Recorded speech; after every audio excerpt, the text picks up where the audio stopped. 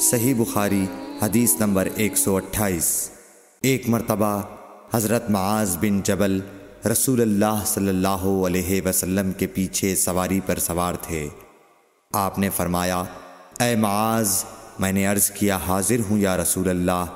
آپ صلی اللہ علیہ وسلم نے دوبارہ فرمایا، اے معاذ، میں نے عرض کیا حاضر ہوں اے اللہ کے رسول۔ آپ صلی اللہ علیہ وسلم نے سے بارہ فرمایا، اے معاذ، میں نے عرض کیا حاضر ہوں اے اللہ کے رسول۔ 3 بار ایسا ہوا۔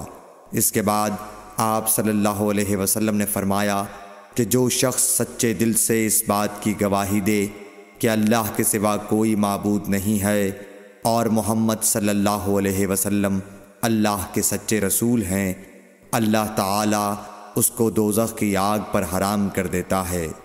میں نے کہا، یا رسول اللہ، کیا اس بات سے لوگوں کو باخبر نہ کر دوں تاکہ وہ خوش ہو جائیں؟ آپ صلی اللہ علیہ وسلم نے فرمایا، اگر تم یہ خبر سناؤ گے تو لوگ اس پر بھروسہ کر بیٹھیں گے اور عمل چھوڑ دیں گے۔